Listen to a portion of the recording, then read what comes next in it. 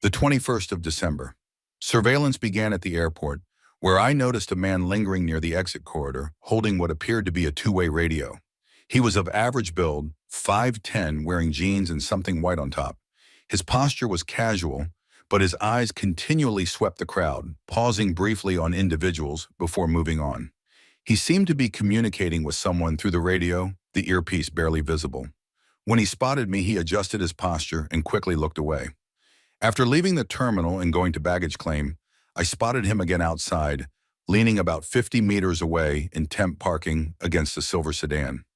As I exited the airport and moved towards my mother-in-law's car, I saw a second out-of-place individual nearby, a woman wearing a tan coat, jeans, and black boots. She was standing 25 meters beyond my pickup point, engrossed in her phone, but her occasional glances in my direction. She didn't appear to have luggage or a reason to be there. We drove, keeping an eye on vehicles following, and noticed the A sedan pulling out behind us in the rear view as we left the exit ticket station. Once on the highway, I saw a third individual involved. This man was driving a blue or black SUV with tinted windows. His vehicle followed us from 100 m away for several miles, always keeping one or two cars between us, but deaf a man. After exiting the highway onto Mark, we navigated through our residential area. A vehicle followed about 15 seconds behind us and continued onto our development, but probably saw us pull in. Another vehicle took up position a block away, about 10 men after we arrived with view of the front of our house for the remainder of the night. I do not know if it was occupied. The 22nd of December. During our morning walk, a man in a green bomber jacket was spotted walking down the street, carrying a small bag.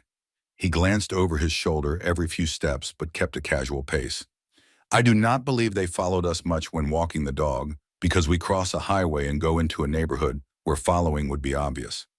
Later in the day, I saw the man in the bomber jacket again, now wearing a dark beanie and a black leather jacket. He walked with purpose, but kept an eye on his surroundings. He was walking towards a white sedan parked near a driveway about 300 m from our bedroom window. A woman in a blue winter jacket approached him briefly, exchanged a few words, and walked away. He got into the white sedan and drove off. The 23rd of December. I noticed the previous man in the green bomber jacket near a corner of Stetson, walking a dog this time. His movements were cautious, checking behind him, as though expecting someone. Later, the man in the bomber jacket was walking down the street again, this time with a new man, about 6, and thin, in a black jacket. Someone I hadn't seen before. Both of them had backpacks on. The new man got into a blue sedan and drove off. The 24th of December. The man in the bomber jacket appeared again, wearing a brown leather jacket and dark jeans.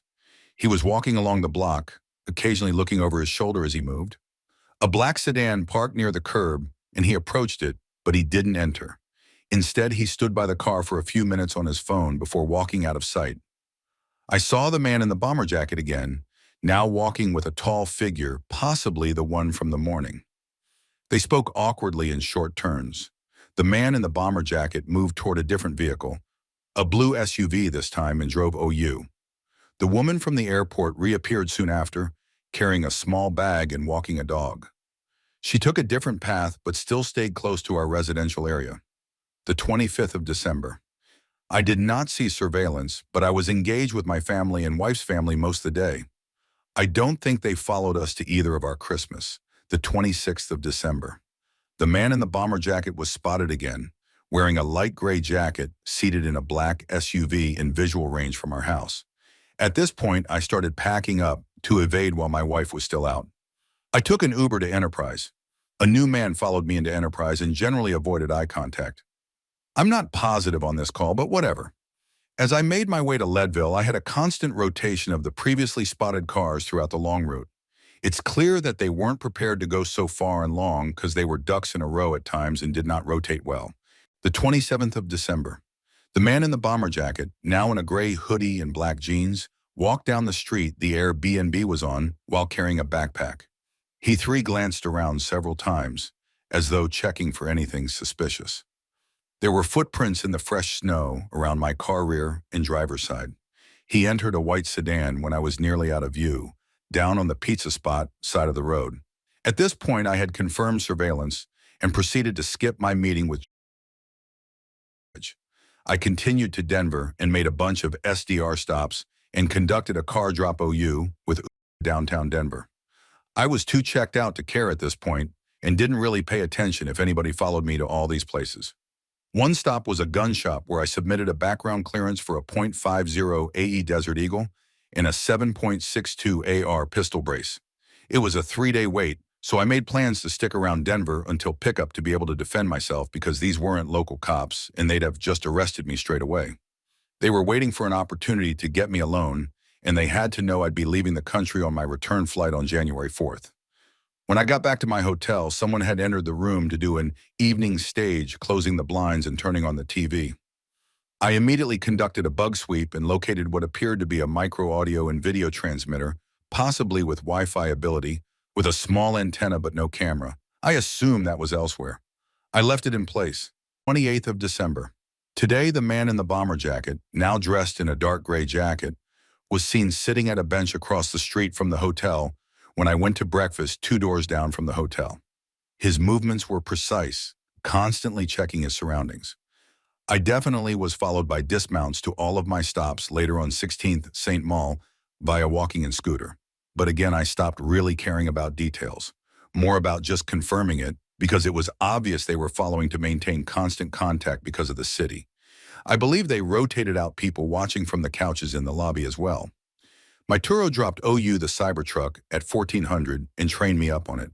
I took an immediate trip to Sportsman's Warehouse to get some bags and tannerite and was followed there, into the store and back home.